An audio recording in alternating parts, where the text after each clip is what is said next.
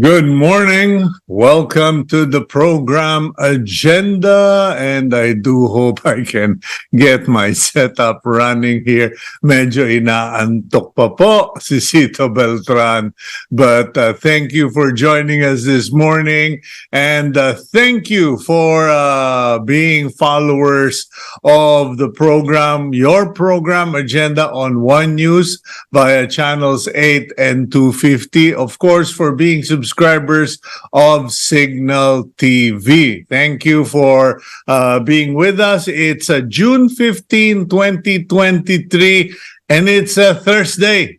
And I've had a good sleep, and that kind of slows you down. But it's a Thursday. We're running into the weekend. I do hope you did get enough sleep last night, and prioritize that, because no matter what you do in life, if you don't get enough rest, it's not going to be good for you. And today we are going to have a very interesting conversation, and we will talk about it at length later, because I managed to find out, ano ba ito? Divine appointments. I met someone who knew someone who did something for someone.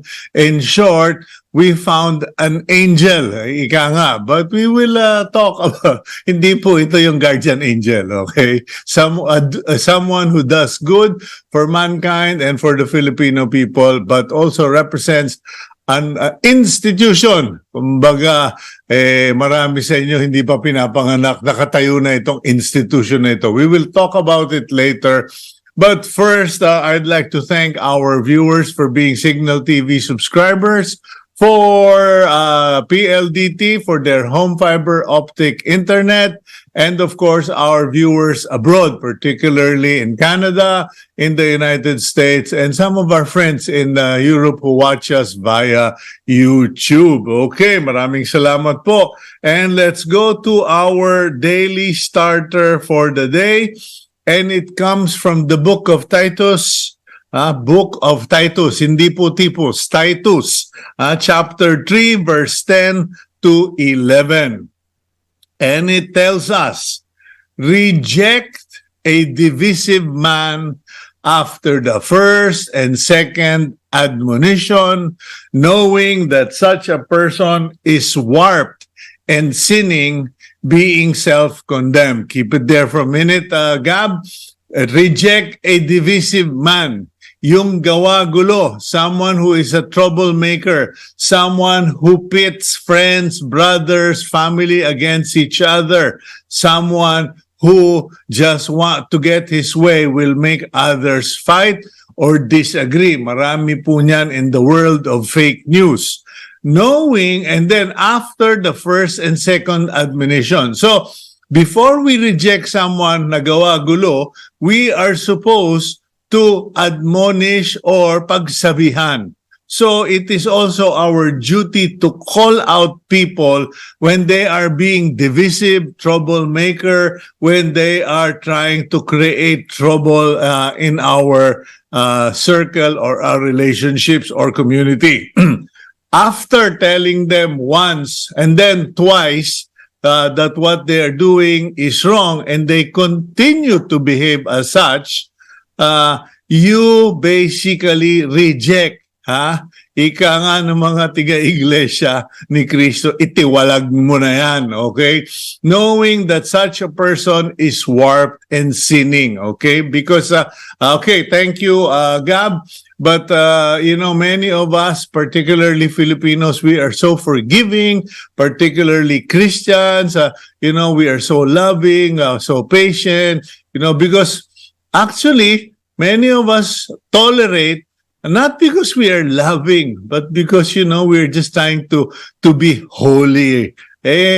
Malabo po yun, Don't waste your time trying to pray and believe na baka magbago. Kung napagsabihan na, if we have told them once, twice, even St. Paul in his letter to Titus said, If he still won't change, then reject him. Okay? Huwag nyo nang samahan, lubayan nyo na yung mga ganyang tao. Okay, let's now go to the front page of the Philippine Star. And today's headline for June 15, 2023, Thursday, Bureau of Fisheries and Aquatic Resources declare fish production from West Philippine Sea dropping. Okay, fisheries production in the West Philippine Sea has dropped by 7% between 2021 and 2022, despite being one of the richest fishing grounds in the archipelago, the Bureau of Fisheries and Aquatic Resources confirmed. Now, before all of you panic, okay, please consider the fact, according to the report, that in 2022, there were a lot of typhoons and weather disturbances that prevented fishing companies and fishermen to go out to sea. Okay. Second, fuel prices were up. Third, there was COVID. And fourth, the economies of the world, particularly in the Philippines, went down because there was no economic activity because of the lockdowns. Okay, I'm just pointing it out there bago kayo magpanic and you start freaking out, that you won't be able to get fish. If there's no fish, have vegetables. Be like me, vegetarian na. Yabang, no? Okay, top of the front page, rotating water interruptions loom in Metro Manila, whether you like it or not, even in spite of the rains, rotational water interruptions in Metro Manila and nearby provinces loom as the 50 cubic meters per second water allocation for Maynilad Water Services, Inc. and Manila Water takes effect tomorrow. In other words, there will be some restriction because magtitipid. Okay, magtitipid tayong lahat sa tubig. Nothing wrong with that. Maybe for once, we will all realize we need to conserve water. Okay, big photo at the top of the front page. We have the training, okay, the training ship Ki Ji Wang in Manila for a 3-day port call being welcomed by Philippine Navy personnel. Okay, so yan po, for the first time under the Marcos administration, we have a Chinese training vessel. Hindi po yan warship daw. Okay, below that big photo, you have a photo of President Marcos checking, okay, the situation in Legaspi, Albay, okay, where you have a photo of a helicopter near the crater of the Restive Mayon volcano, and then inside shows President Marcos conducting aerial inspection of the volcano and distributing relief aid to displaced residents with DSWD Secretary Rex Gatchalian. Okay. Meanwhile, the third COVID booster will be available next week. So para sa inyong naka 4-0 na, okay? The third booster, okay? Third booster for COVID will be available next week. And please avail of it if you are a healthcare worker, senior citizen who received their second booster shot 4 to 6 months ago, because you are eligible for the third booster, baka kasi mapaso na. Okay. The bivalent vaccines which protect against Omicron, subvariants, and COVID-19's original strain have been distributed, and please go out because they are supposedly scheduled to expire by November. Okay. Meanwhile, the PNP declares, despite drug scandals, PNP remain efficient. The Philippine National Police issued a statement to the fact that the Philippine National Police is still efficient, still doing their job, still doing law enforcement work in spite of the scandals that happened recently. Okay. Meanwhile, okay, the Philippine Long Distance Telephone Company held its annual stockholders meeting recently, highlighting the company's 2022 performance and outlook, okay, for 2023. PLDT President and CEO Alfred Alpanlillo committed to build on the telco giants' wins and lessons. Okay. In that photo is our PLDT Chief Financial Officer Danny Yu, Chairman Manuel V. Pangilinan, and Chief Legal Counsel Marilyn Victorio Aquino. And further to the right, Leyte Court allows Kerwin Espinosa to post bail. Okay, yan po, no? Okay,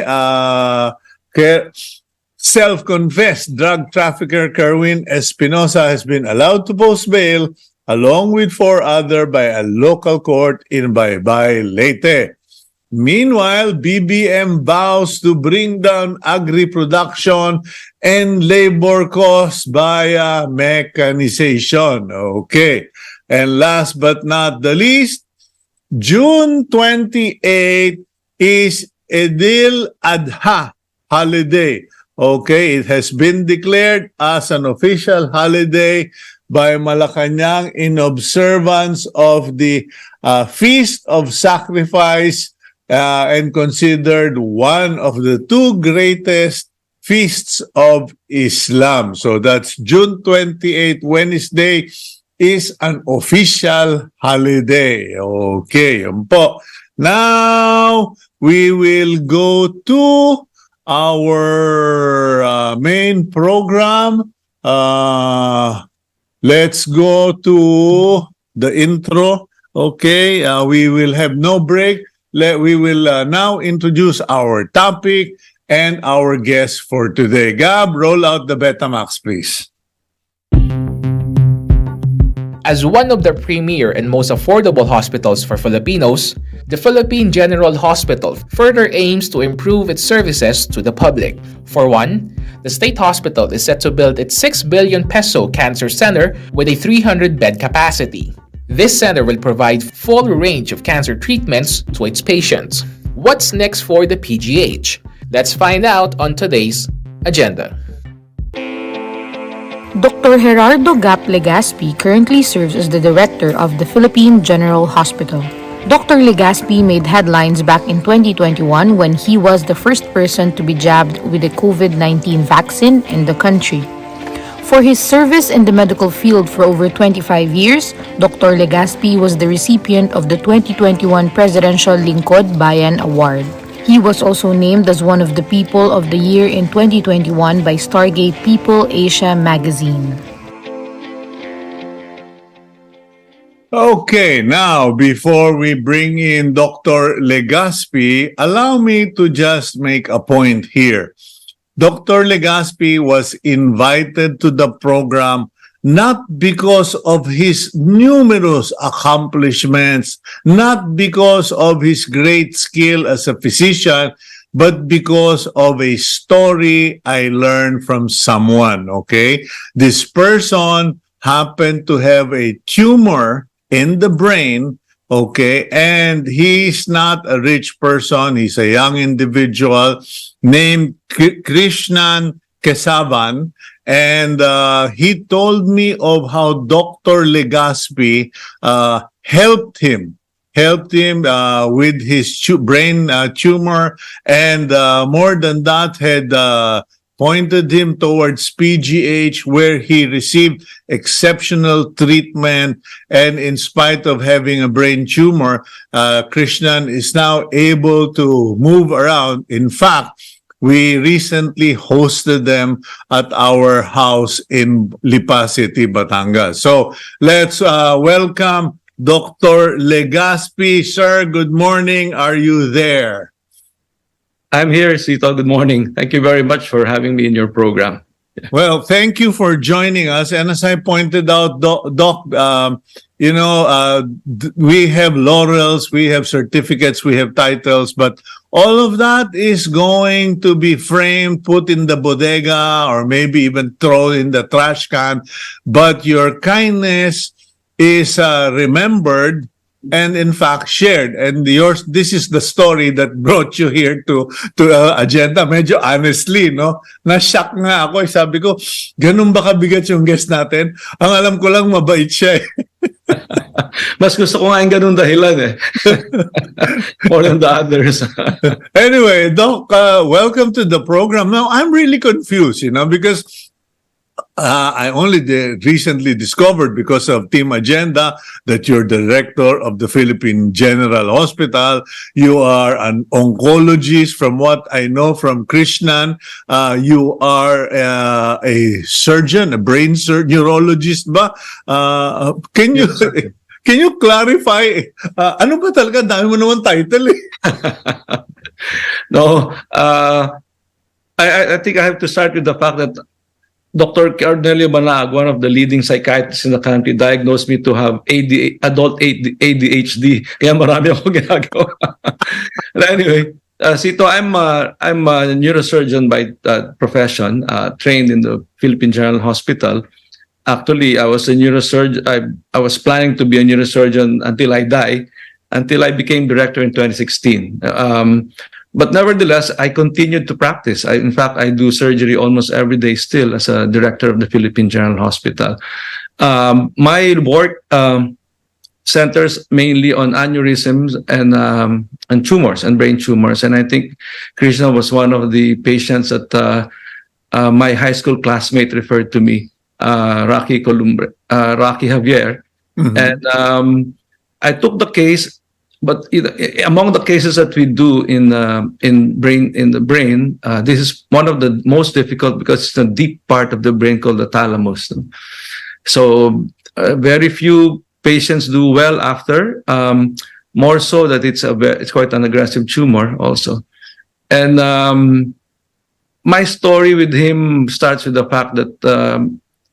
He came to me as a missionary, and in my work, I come across people who do more than me, and I think those in the religious lives or service of that nature deserve to be helped. I mean, beyond what you can usually do. So that's the story of why I'm here, probably also. Well, that is great, and it is a reminder because, ladies and gentlemen, yours truly is also a beneficiary of the kindness of a certain physician, but he is no longer with us. His name was Dr. Ramon Celo. And he's a, orthopedic surgeon. And he did a spinal fusion on me when I was 16 years old. And I remember the circumstance back then because my father was at that time, detained in Camp Crame. We were penniless because of martial law, and my father was allowed to get a furlough for one day. And after the post-surgery, my father spoke to Dr. Celo and said, "We don't know how we're going to pay you," because at that time it was a very expensive surgery. And Dr. Celo said to my father, "You have done your duty to your country. Let me do mine." And so, Dr. Legaspi, I honor you today at the very least for your kindness to workers, church workers and missionaries. But more than that, you're the director of the PGH now, and it's surprising to say the least. Kasi ako sinasabi ko lagi, pag nasaksak o nabarel, dalhin nyo sa PGH. That was in the 1970s, where PGH had a reputation for trauma surgery, di ba? Sa ER. Yeah. But now we're talking cancer, we're talking brain surgery, etc. Gano'n na ba ka-advance ang PGH? Yeah, Cito, if and historically, PGH was the biggest hospital in 1910 when it opened, no? In Asia. In Asia. Because of the American support, it was the most advanced. It was the most advanced in Asia. And until the war happened, and restoration was done, and it deteriorated in the 70s when the economy went bad. But as of late, because of recent developments, and of course, because of the excellent pool of doctors that we have, you know, from all over the world coming home to serve in PGH, we were able to capitalize on that and invest some more on it by putting technology in. So since I think when the sin tax law was passed, I think that was a game changer in 2012. Around 2015, we were starting to buy technologically advanced equipment already. And when I became director in 2016, we were able to match all private hospitals already and maybe even exceed most of them in terms of equipment. In fact, PGH now has technology that's not seen in other hospitals, maybe even in Southeast Asia. So we do procedures that are generally more difficult than the usual hospital because PGH is an end referral hospital. So we get the worst pneumonia, we get the worst HIV, we get the worst brain tumors or the worst aneurysms. And that's why the training program also has been very good because of that. Nung dati na pag nasaksak at nabarel nung 70s, 80s, maoperahan nga pero walang gloves. Walang, At saka yung pangtahi, yung sinulid ng guryon, yung ginagamit sa saranggolang malalaki. So I think we've been upgrading not only technology but also infrastructure. So if we go to our ER, it's probably not because I'm from PGH, seeing others, even private hospitals, probably the most beautiful ER that you'll enter in. That's why puno lagi, no? Malamig na siya, malambot na yung mga kama. So, but more than anything, Doc, you mentioned that you have some of the most advanced technology and equipment in the Philippines and in Southeast Asia. I know from my wife who assisted someone because we help people, and the patient needed a particular treatment through a particular machine, and all our doctor friends in the private sector said, "Pare, dalin mo na sa PGH yan." And I told my wife, "Well, apparently PGH has it. Why don't you check?" And my wife came back and said she was amazed, to say the least, because PGH had the only kind of machine. I can't remember what it was, but I think it also had to do with laser or something, or some sort of treatment. What machines do you have there? Just offhand, what machines do you have there that's not readily available outside of the PGH? I think to top it all is the robotic surgical unit that we have. No? So we have actually a robot that does surgery, still controlled by the surgeon. And it's the only one in the government hospital and only one of 4 now, I think. We also have what you call an intraoperative radiotherapy unit, which, after taking out breast cancer or colorectal or uterine cancer, the patient is subjected to radiation during the surgery inside the operating room. Eliminating the need to come back for 30 days for future radiation. I think one that's really unique and no other hospital in the Philippines has it, and only the 3rd unit in Southeast Asia, is what we call the high focus ultrasound for the brain. The principle behind it is that 1,000 beams of ultrasound is focused on the part of the brain that if you treat that part of the brain, tremors and abnormal movements, Parkinson, disappear. So we also have laboratory tests that are being referenced by other hospitals, and our cardiology.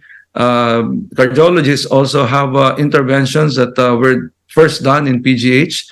Dr. De Rosario, our pediatric cardiologist, just did a closure of a premature baby with a what we call a patent ductus arteriosus, the first time in the Philippines. No?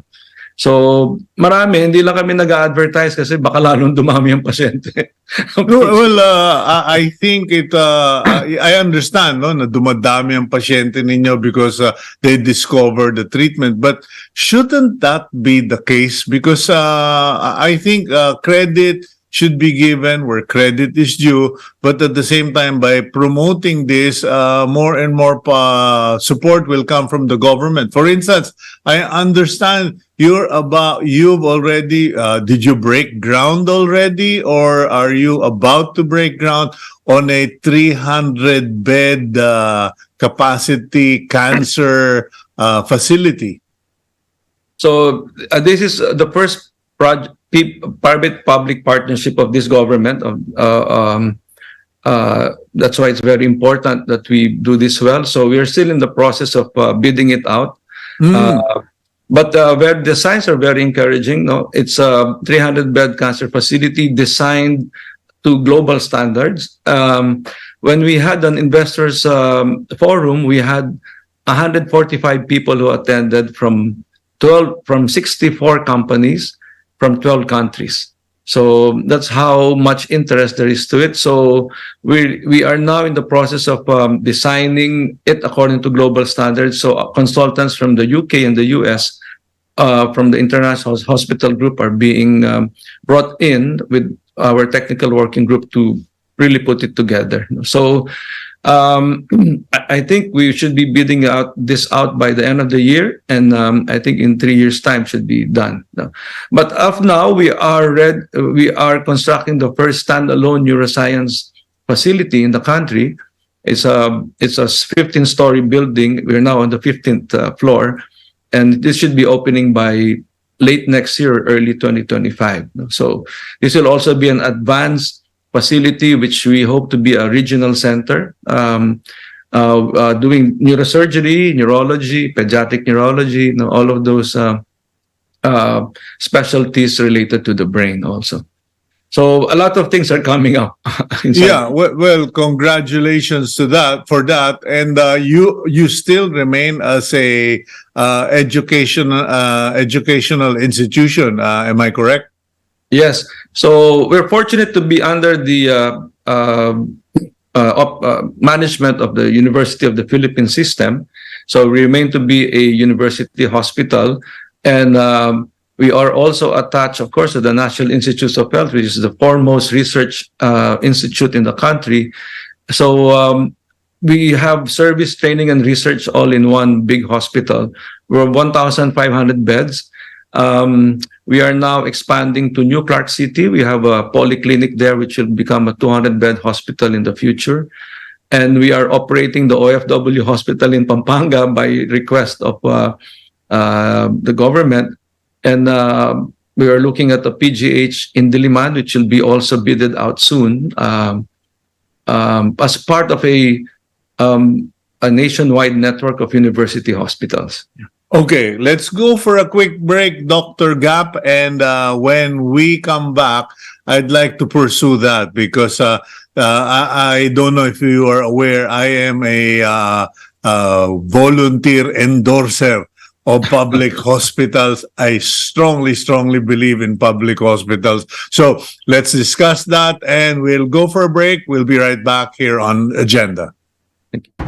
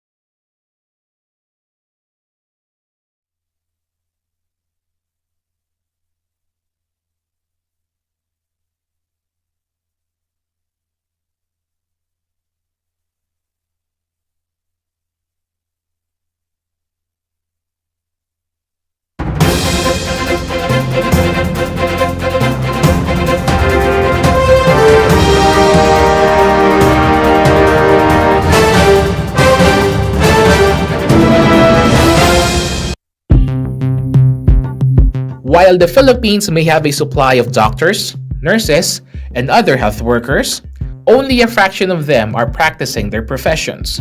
In his presentation to the Senate, PRC Commissioner Erwin Enad showed that as of March 24, 2023, there are over 951,000 registered nurses, but only 53.55% are active. The same goes for physicians, where there are more than 159,000 registered individuals, but only 59.70% are active. What could be the cause of this? Health experts are saying this could be due to brain drain. For their part, the health department said it is working to standardize the salaries and improve the benefits of healthcare workers to ensure medical professionals to stay in the country. What other concrete actions should be done to address this? Let's discuss that here on Agenda. Okay, let's address that quickly, Doc Gap, and let's find. I'd like to hear your view on the ground. Are you having a problem getting doctors and nurses at the PGH? Doctors, no. I think because of the long tradition of academic medicine in PGH, our graduates and then graduates from other hospitals still would like to participate in the activities of PGH. But the nurses, I think, we have, to give you an idea, before the pandemic, and maybe even during the height of it, we had 1 to 2 resignees per month. As of May of this year and April, we were up to 10 a month already. So 8 to 10 a month resignees. So this is mainly because of the opening again of opportunities abroad, no? Including the United States, where I was talking with one nurse. She was leaving the week after she assisted me in the operating room, and she was bringing her whole family with her as immigrants. No? So how can you beat that as far as opportunities are concerned? But there's an interesting, Cito, when this was happening early on, I asked our nursing division to make a survey on those who stayed more than 3 years of their contract. Because when the nurse signs up with PGH, we require a 3-year contract. And those who stayed were asked what made them stay. So surprisingly, or maybe because it's PGH, but generally, I didn't think it would be the answer. One was the education. Number one was educational opportunities. Number 2 was family, and number 3 was finances. No, finances because government. You know that government nurses earn more than those in the private hospitals. No? Yeah, more than double.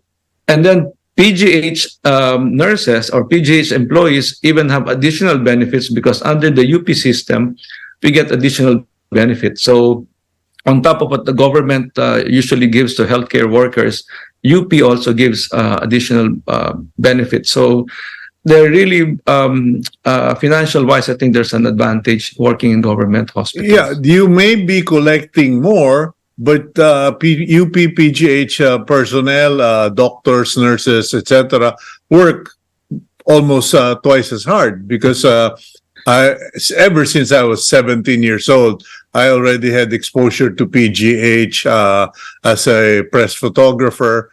And I know since then, back in 71, that the volume has not decreased through the years. I visited PGH when I was in ABS-CBN. We visited, and friends of mine support your pediatric cancer unit. Yes. And we all walk away saying, ano ba naman to? Walang katapusan. Padami pa ng padami. The workload is greater. Now, workload is greater. Is it the right balance? You get paid a little more than the normal flock, but you have more than the workload. Okay na ba yun? Or there is really a need for more people? There's really a need for more people, especially for a hospital like PGH, which has a lot of specialized units. No? Even the DOH hospitals, the big regional hospitals of DOH, have now gone into more specialization, and they're experiencing the same shortage because they have to find out more nurses to different areas. No?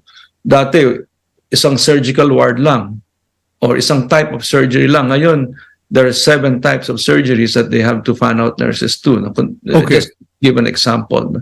So that's why the challenge is to have them, to give them more reasons to stay with us. No? And of course, that's where management comes in.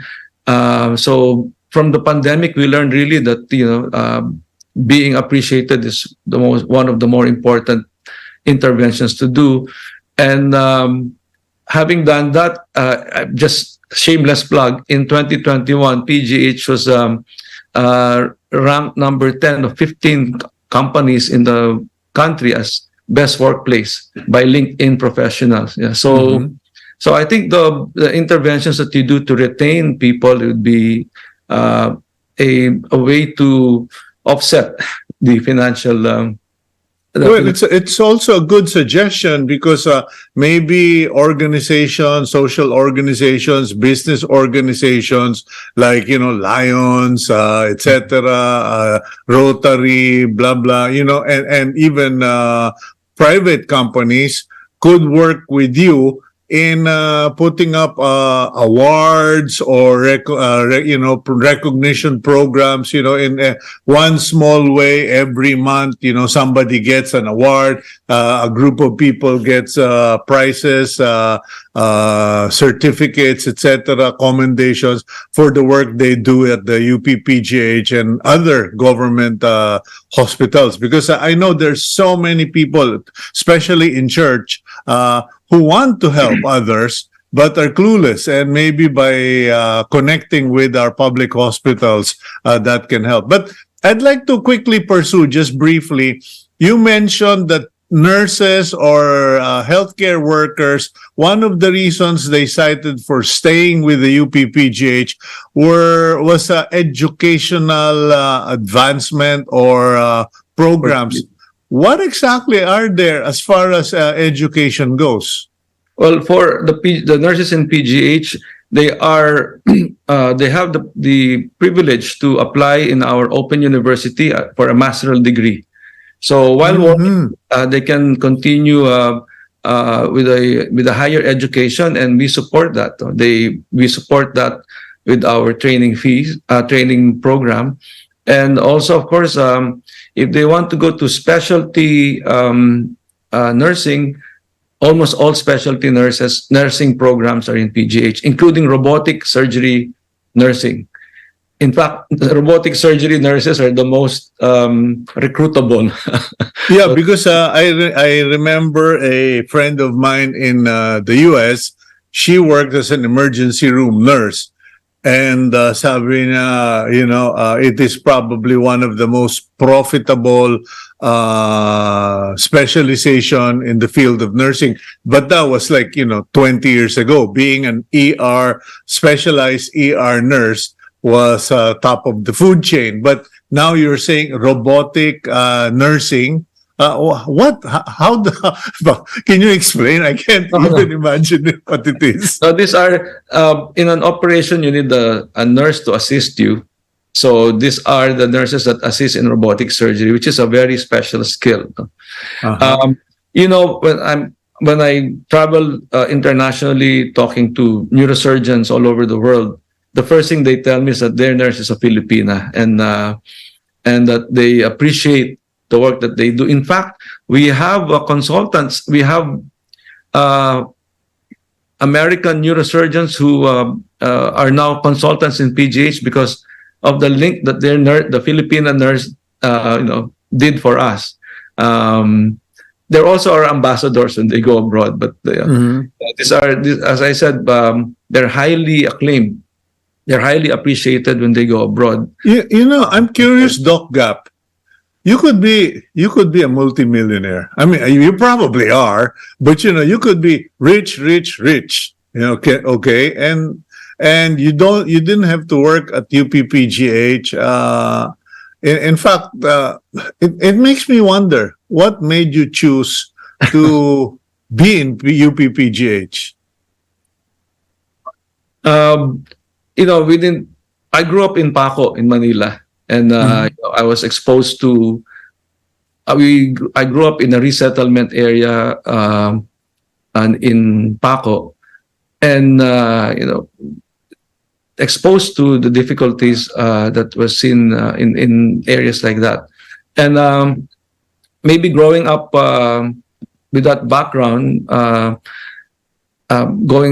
progressing in my career, I was looking for a place where I could probably do something about the things that I saw as a child and as a growing adult. And at the same time, I really have a very curious mind, academic-wise, and now to put this together, there's only one place for me, and that was UP. That's where I had my education. And when I became a doctor, I assessed my needs in life, and I realized that all of them can be answered by one hospital, no? And that's the Philippine General Hospital. So as I speak to you, my academic dreams and my professional dreams as a neurosurgeon, they all have been answered by PGH, including my financial needs. Not too many people know that PGH is a 380-bed private hospital.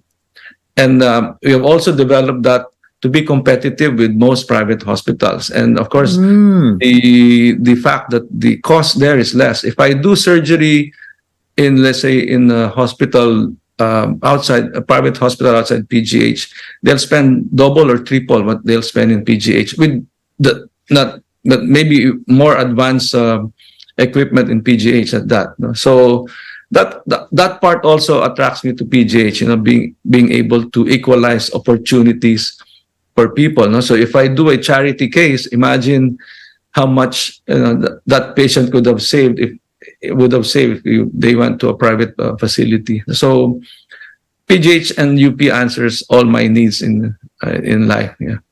Okay, now pursuing the conversation we had earlier regarding the expansion of UP-PGH. You mentioned UP-PGH in Diliman, and I suppose on the long term, the vision would be a UP-PGH where there is a UP center of education, like in Cebu, Baguio, etc.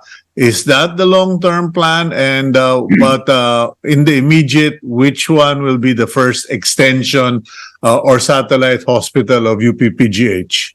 So the long-term plan really is, yes, to have a major teaching hospital in the three main islands. But for us to do that, we have to fortify Manila.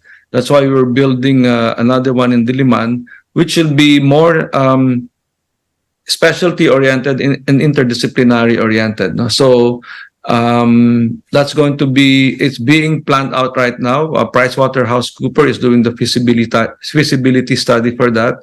It's already been approved, conditionally approved by NEDA and the Department of Finance as one of the PPP projects of this government.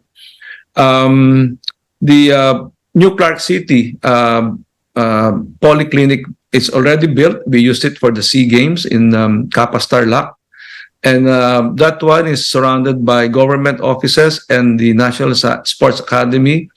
And of course, the city of the province of Tarlac. So that will be our northern outpost, so to speak. So we'll extend that to a 200-bed hospital from the current polyclinic primary care center that we have. In Mindanao, we are helping the city of Davao build the city hospital, because the city hospital will be built inside UP Mindanao. Okay. So we're helping Mayor Duterte with that by providing technical advice, and maybe later on organizational advice also. So I think the closest that we have now will be to upgrade UP Los Baños hospital to a tertiary level, and also our Mindanao outpost probably will be in Coronadal, where we have the School for Health Sciences. Okay, what about in the Visayas, Dr. Gap? We are still deciding whether to put it in Iloilo or in Cebu. Okay. That is going to be a difficult political decision. Yes. So I will leave it up Who to- makes that decision? The Board of Regents, or is it Malacanang or DOH? Of course, it's on the recommendation of the PGH management, but eventually the Board of Regents will decide on that. Yes. Okay. Now, my next question has to do with the educational arm of the UP-PGH. I was just wondering if UP-PGH and the UP system will ever put out an international school of medicine, because we have an international center at UP Diliman where all the foreigners, at least during my time, medyo mas matanda kaya ako sa'yo, they would stay there. That would be their dorm. But, it's kind of looking back, meron tayong international center, but what is truly international? And I was thinking, UP-PGH International School of Medicine. Because we're a government facility and our education is almost fully subsidized already by the government, I think the limited slots now will have to be for Filipino citizens. No, but I mean, separate from that, because we have UP-PGH School of Medicine, but what about because you mentioned that you have a wing at the PGH where it is private beds. Yes. And that's a great way of increasing the income of the university, Yeah. plus the involvement of foreign partners. What about an international school of medicine? That is being discussed right now, even for the UP system in Diliman, that's being discussed. And I think in a global network of schools, it's about time that we have that. But for now, as I said, maybe even the Philippine laws, when it comes to government institutions, there are already colleges of medicine taking in foreign graduates, but they're all private. Yeah, I heard from our friend Krishnan, your patient Krishnan, that as far as the Indian community is concerned, there are a lot of Indians enrolling in medicine. I remember there are hundreds of Iranian students enrolled in dentistry in the Philippines, etc. So I was kind of wondering, why not forgive the term cash in on what everyone else seems to be involved in. But let's go for a quick break, Doc Gap, and when we return, I'd like to give you more time to discuss your plans, your situation here on Agenda. We'll be right back. Thank you.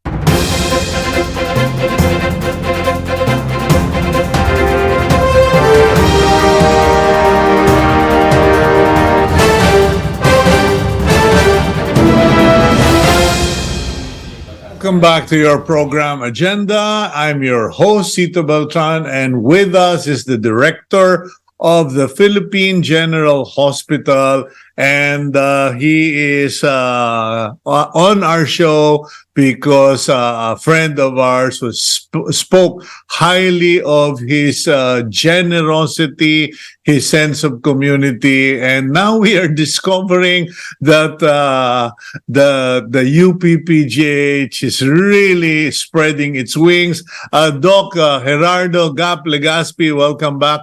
We're down to about 5 minutes on the program, so if you would, could you just tell us what your vision is, what the situation is for the UP-PGH, and for you as a physician, what does the future look like, and what do you want to do? Okay. I think for the Philippine General Hospital, we're just going to ride on the momentum that we have now with the massive government and private support that we have, by making sure that we are on the cutting edge of service to our patients. No? So I think the most exciting for me to think of is that, a jeepney driver was the first patient in our robotic surgery unit, something like that. So it's really not because you're poor, your options are limited to those that we usually gave in the past. So, and in view of our mandate to advance medicine in the country and its education, I think investing in it, in the government investing on us for that mandate, we have to make sure that this is properly used. And I think my marching orders to all the chairs is that we should be the stewards of what is good medicine and what is proper. What we should be able to discern between toys and tools, and teach and tell everyone, okay, this is what's worth going into, not this one. So I think in managing resources. So as we improve service, of course, training will also follow, and research in PGH has now got jumped by bounds and leaps. We are now publishing 5 times more than we were in 5 years ago. No? So our citation internationally is increasing. So we intend to pursue that, maybe increase that even more until global presence is felt, no, as far as research is concerned. I really wish that our graduates come back to PGH from their training abroad and share their experience with us, to bring us to elevate the standards even more, not only of teaching, but serving our patients. Now that the government has enough money to support services for our patients, the high-end services, I think it would be also good for us to give the highest standards for that. No? So as far as PGH is concerned, I think its partnership with the Department of Health is going to be better now that the Secretary of Health was our former Department of Emergency Medicine Chair, Dr. Ted Bosa. And the partnership, that's what on a personal basis I'd like to pursue and enrich also, no? Because we would like to help out in the programs of the DOH. On a personal note, after I'm director, I'll just like to go back to my quiet life as a neurosurgeon and pursue, go back to academic neurosurgery, and also maybe start my advocacy of bringing neurosurgery to where it's not available. So that's a personal mission for me. Maybe my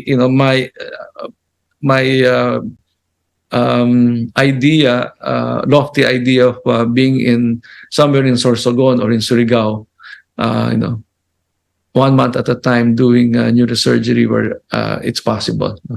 So basically, that's how I see my life from here. No higher office dreams. Just director of PGH, that's all. Okay, well, clearly, I believe in that, Doc Gap, because the Lord places us where we can serve the people the most, and we can honor the Lord the greatest. And by your work, you are confirming to people that miracles still do happen, and that is what's happened today. And your act of generosity and kindness to a foreigner, which is in the Bible, to be generous to foreigners, because we too were once foreigners, according to the Bible. Well, you being generous to a foreigner led that foreigner to tell others about your generosity that caught our attention, and now the honor is being returned not only to you but to the PGH, UP-PGH, and all its people, because all of you serve the country on a daily basis, and your service is appreciated. I can only pray that God Almighty will bless you, bless all the persons of UP-PGH, department heads, all the physicians, nurses, technicians, and personnel. And may you find favor among our legislators, our political leaders, and the private sector. Last point, Doc Gap, if there are private companies who would like to reach out to create programs to encourage your staff, the nurses, the technicians, so they stay longer, who do they contact? They can contact me directly. I'm never too busy for people who'd like to help PGH. And your guesting today is evidence of that, because even our executive producer, Gab Malyari, was surprised. He said, "Sir, sumagot." Okay. Thank you very much. Because it's Cito Beltran that asked. Okay. Anyway, Doc Gap, thank you very much for your time. God bless you, Doc. Thank you very much, Cito. Thank you. And thank you very much for this opportunity. Okay, that, ladies and gentlemen, is Dr. Gerardo Legaspi. And let's now go to our blessing for the week. And it comes from the book of Isaiah, chapter 51, verse 7 to 8. Hear me, you who know what is right, you people who have taken my instruction to heart. Do not fear the reproach of mere mortals, or be terrified by their insults. For the moth will eat them up like a garment, the worm will devour them like wool. But my righteousness will last forever, my salvation through all generations. And through all generations, may the blessing of God Almighty be upon you in everything you do. Thank God, honor God, and I do hope you will include us in your prayers. Please keep it here on One News.